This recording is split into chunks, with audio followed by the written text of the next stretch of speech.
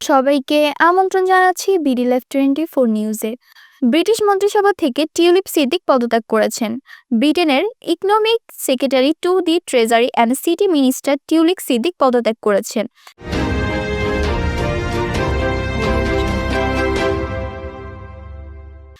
বাংলাদেশের দুর্নীতি তদন্তে তার নাম আসার পর থেকে তার ওপর পদত্যাগের চাপ বাড়ছিল। সম্প্রতি বাংলাদেশের দুর্নীতির একটি মামলায় তার মা, ভাই, বোন ও খালার পাশাপাশি তাকেও অভিযুক্ত করা হয়েছে। তবে টিউলিপ সিদ্দিক বরাবরই এইসব অভিযোগ অস্বীকার করেছে। হ্যাম্পস্টেড ও হাইগেটের Labour MP Tulip Siddiq British মহামন্ত্রী স্যার কিয়ের স্টারমারের স্ট্যান্ডার্ডস উপদেষ্টা স্যার লরি ম্যাগনাসের কাছে পুরো ঘটনা তুলে ধরেছিলেন। সেই সাথে জোর দিয়েছিলেন যে তিনি কোনো ভুল করেননি। তিনি বলেন, স্যার লরি যখন দেখেছেন যে তিনি মন্ত্রী পর্যায়ের নিয়ম লঙ্ঘন করেননি, তারপরে এটা স্পষ্ট যে ট্রেজারির অর্থনৈতিক সচিব হিসাবে আমার ভূমিকা অব্যাহত রাখা সরকারের কাছ থেকে বিচ্যুতি ঘটাতে পারে। লেবার এমপি এমআর রেন্ডলসকে ট্রেজারির নতুন অর্থনৈতিক সচিব নিযুক্ত করা হয়েছে। টিউলিপ সিদ্দিক 2015 সালের উত্তর লন্ডনের হ্যাম্পস্টেড অ্যান্ড হাইগেট আসন থেকে এমপি নির্বাচিত হয়েছিলেন, যে আসনটি প্রধানমন্ত্রী কিয়ের স্টারমারের আসন হরবন অ্যান্ড সেন্ট প্যানক্রাসের লাগোয়া।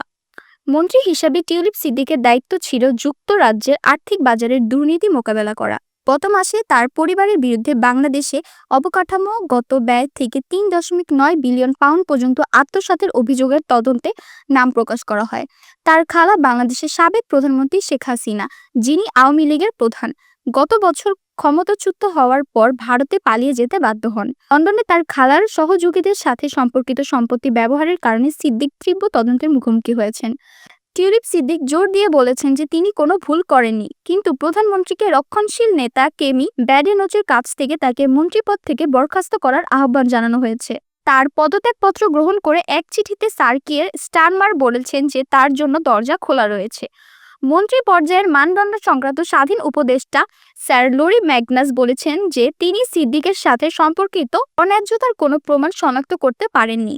লন্ডনের সম্পত্তির মালিকানা বা দখলের ক্ষেত্রে টিউলিপ সিদ্দিক অথবা তার স্বামীর নেওয়া পদক্ষেপের সাথে সম্পর্কিত কোনো অনৈতিকতার প্রমাণ আমি খুঁজে পাইনি, যদিও এটি সংবাদ মাধ্যমের মনোযোগের বিষয়বস্তুতে পরিণত হয়েছে।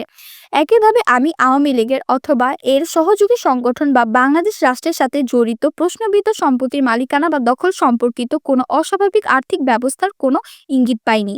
এছাড়াও আমি এমন কোনো প্রমাণ পাইনি যে মিসেস সিদ্দিক এবং অথবা তার স্বামীর আর্থিক সম্পদ যা আমার কাছে প্রকাশিত হয়েছে বৈধ উপায় ছাড়া অন্য কোনো উপায় থেকে এসেছে। কিন্তু তিনি বলেন এটা দুঃখজনক যে সিদ্দিক তার ঘনিষ্ঠ পরিবারের বাংলাদেশের সাথে সম্পর্কের সম্ভাব্য সুনাম ঝুঁকি সম্পর্কে এতটা সতর্ক ছিলেন না। এই প্রতিবেদনের তথ্য উপাত্ত সংগ্রহ করা হয়েছে বিবিসি নিউজ নামক সাইট থেকে।